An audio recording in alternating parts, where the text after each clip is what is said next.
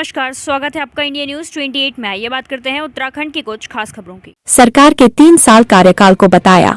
सरकार के 3 साल बेहाल। उत्तराखंड प्रदेश में जहां भाजपा सरकार के 3 साल का कार्यकाल होने के उपलक्ष्य में प्रदेश भर में धामी सरकार द्वारा कहीं शिविर लगाकर तो कहीं सफाई अभियान चलाकर तो कहीं जुलूस निकालकर तरह तरह के प्रोग्राम सहित प्रदेश भर में सेवा, सुशासन और विकास के 3 वर्ष पूर्ण कार्यक्रम का आयोजन किया जा रहा है, जिसको लेकर जनपद उधम सिंह नगर की तहसील जसपुर क्षेत्र में पिछले लंबे समय से देश के अन्नदाता कहे जाने वाले किसानों की हक की लड़ाई के लिए कार्यरत सामाजिक संगठन भारतीय किसान यूनियन ने प्रदेश में धामी सरकार के 3 साल का कार्यकाल होने एवं इस उपलक्ष्य में सरकार द्वारा कराए जा रहे सेवा, सुशासन और विकास के 3 वर्ष पूर्ण कार्यक्रम पर यूनियन के वरिष्ठ प्रदेश उपाध्यक्ष प्रेम सिंह सहोता एवं युवा ब्लॉक अध्यक्ष अमनप्रीत सिंह ने धामी सरकार के 3 साल बेमिसाल पर तीखा पलटवार कर इसको धामी सरकार के 3 साल बेहाल का नाम दिया है, जिसको लेकर बताया कि सरकार द्वारा कराए जा रहे प्रदेश में यह कार्यक्रम जनता के पैसे का दुरुपयोग है। बात करें किसानों की तो किसानों के हित में इस सरकार ने कोई काम आज तक नहीं किया है। फसल के रेट ज्यों के त्यों पड़े हैं, कीटनाशक दवाइयों के दाम बढ़े हैं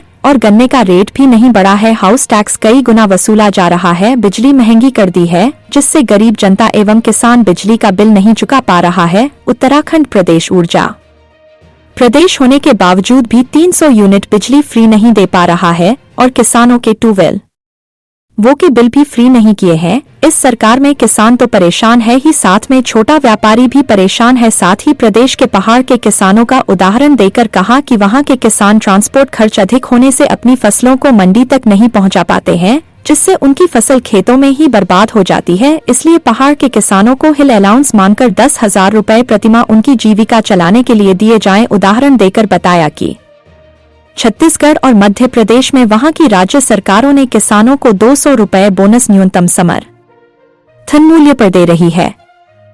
कैमरामैन हंसी सागर के साथ स्टेट हेड मिंटू अजय सागर की रिपोर्ट।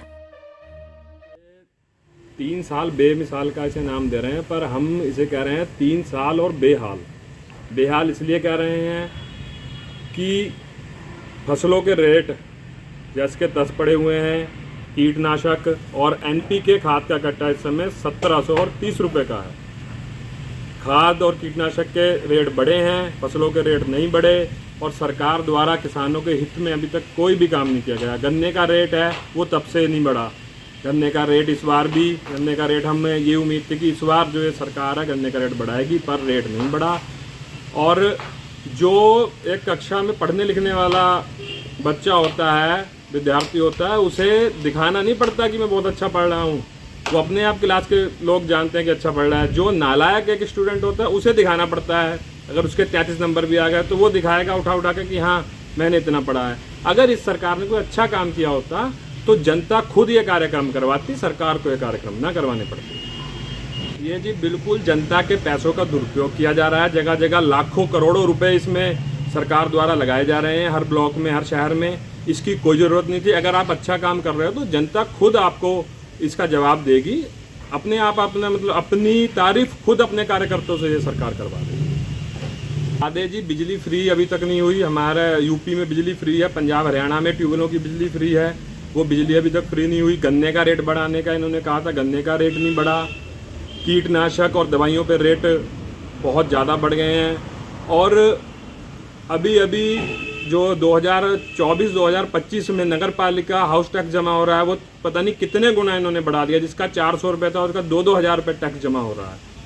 ये तो इनके 3 सालों में इन्होंने कार्य किए हैं। 3 साल बेमिसाल नहीं, 3 साल बेहाल का नारा देना चाहिए। ऐसा ही पहले तो मैं आपके चैनल को बधाई देता हूं कि समय समय पर किसान मजदूर की आवाज़ उठाते हैं। और दूसरी बात जो आपका क्वेश्चन है, सरकारें देखो कोई भी हो, चल पहले चाहे कांग्रेस की रही हो वो भी दरबार लगाती थी, ये भी लगा रही हैं। पर जो हकीकत है इस टाइम, क्योंकि देश और प्रदेश जो है किसान और मजदूर का है, ये हमारे पहाड़ के किसान परेशान हैं। उनका फल और सब्जी की खेती है पहाड़ के किसानों की, और वो मंडी तक उनकी पहुंच नहीं हो पा रही और उनकी जो फल सब्जी हैं वो सड़ जा रहे हैं गिर गिर के वहीं, क्योंकि उनकी ट्रांसपोर्ट खर्चा इतना है कि वो अपना आधा उसका आमदनी का ट्रांसपोर्ट ले जाती है। हम मांग करते हैं कि जो पहाड़ के किसान हैं उन्हें हिल अलाउंस के नाम से 10,000 रुपया प्रति माह यानी उन्हें दिया जाए, ताकि एक तो बॉर्डर खाली ना हो और एक वो किसान का जो है आजीविका चलती रहे। वो पशुपालक हैं हमारे किसान और मजदूर। और इसी तरह से हमारी जो उधम सिंह नगर और हरिद्वार की परिस्थिति है, यहाँ हमारे गन्ने गेहूँ धान के किसान हैं, तो यहाँ इन्हें समय से अपना मूल्य मिल जाए। और इन्हें दिक्कतें आती हैं कि जैसे भी समय से जो मूल्य अब गन्ना है, गन्ना किसान ने क्यों छोड़ा, 2-2 साल में पेमेंट मिलता था, अब 1-2 सालों से सही मिलने लगा है। तो इनकी जो मूल समस्या है उनकी तरफ ध्यान देना चाहिए। अभी बिजली के बिल इतने आ रहे हैं, गरीब बिल पे नहीं कर पा रहा, और किसान के ट्यूबवेलों के इतने बिल आ रहे हैं और तरह तरह के सरचार्ज लगे हुए हैं। हम बार बार मांग करते हैं, उत्तराखंड हमारा ऊर्जा प्रदेश है, भाई इसके ट्यूबवेलों के बिल फ्री करो। 300 यूनिट आप जो है हर एक घर की मजदूर गरीब की भी फ्री करो। भाई आप देख लो, बगल वाला हमारा उत्तर प्रदेश है, उसने किसानों के ट्यूबवेलों के बिल फ्री कर दिया। इतना बड़ा सूबा है, वो 80 ज़िले हैं, 80 ज़िलों को यहाँ तो हमारे 2 ही ज़िले हैं, हरिद्वार और ये उधम सिंह नगर, 2 ज़िले हैं। भाई ऊर्जा प्रदेश है, तो हम और प्रदेशों ने भी कर रखी है, मध्य प्रदेश ने। और इसमें गेहूं पे 200 रुपया मध्य प्रदेश छत्तीसगढ़ ने बोनस दिया है किसानों को, जो न्यूनतम रेट के ऊपर। तो हमारा कहना है कि उत्तराखंड सरकार भी हमें 500 रुपये बोनस दे और बिजली ट्यूबवेलों की फ्री करे। तो भाई कोई काबलता करो। अब ये लगा रहे हैं कैंप, ठीक है, ये अपने कार्यकर्ताओं को खुश करने के लिए लगा रहे हैं, बाकी असली जो जड़ हमारे प्रदेश और देश की है वो किसान और मजदूर है। जब तक वो दुखी रहेगा तो इनका कोई औचित्य नहीं है इन जो शिविर लगाने का, क्योंकि ये जब किसान और मजदूर खुद कहेगा वाह सरकार, तो बात बनती है। और अभी वो चीज़ कह नहीं रहा क्योंकि दुखी है, किसान भी दुखी है, कर्जाई हो गया, कर्ज माफ़ नहीं हो रहा। केंद्र से जो मांगे थी किसानों को ज़बरदस्ती केंद्र के इशारे में पंजाब सरकार दबाव में आई, वहाँ से उनका धरना उठा दिया गया। जो लिखित में इन्होंने मांगे दी हैं 5 MSP व गारंटी कानून और अन्य जो मांगे इन्होंने लिखित में दी हैं, और उन्हें मनवाने के लिए वो किसान बैठे थे। जायज़ मांग थी, आप मान चुके हो, जब 3 कानून वापस करे हैं आपने मांग चुके हो, तो वो कुचलने का काम किया उस धरने को। तो ये चीज़ें जो गलत हैं, वो किसान एक देश की रीढ़ है, इसके साथ मजदूर जुड़ा हुआ है, छोटा व्यापारी जुड़ा हुआ है, दुकानदार जुड़ा हुआ है। अगर इनकी अनदेखी की जाएगी को तो राज बढ़िया नहीं कहेंगे चल रहा है, चाहे अपनी कितनी पीठ थपथपाते रहें। अगर ये किसान मजदूर खुश है, उसके साथ छोटा व्यापारी, छोटा जो कारोबारी है और दुकानदार है, वो सब जुड़ा हुआ है। तो ये सबसे बड़ी आबादी है। हमारा तो कहना कि किसान और मजदूर के तरफ और छोटे व्यापारी दुकानदार की तरफ ख्याल कर लो, तो ये राम राज अपने आप प्रदेश और देश में स्थापित राम राज हो जाएगा।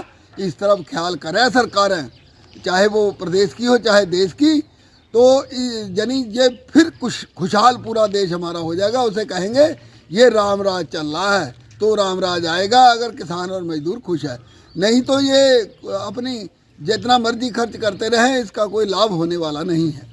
तो रहा हूँ आपको, सब बात इसमें ही आ गई है। अगर गहनता तक जाओगे, जब तक किसान और मजदूर परेशान है, हमारा पहाड़ का किसान परेशान है, मजदूर परेशान है, प्लेन का किसान हमारा परेशान है, जो समस्या है मूल समस्या उसे हल करें।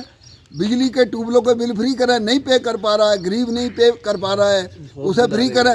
उनके 300 यूनिट तो हर एक सूबे ने कईयों ने कर रखी है।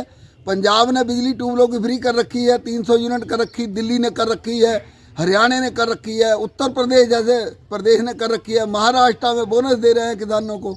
तो ये चीज़ भी हमारे प्रदेश के मुखिया को करनी चाहिए, तो ही इन शिविरों का लाभ होगा। नहीं तो अभी ऐसे कोई, मुझे तो लग नहीं रहा कोई लाभ है, ये व्यर्थ खर्च हो रहा है।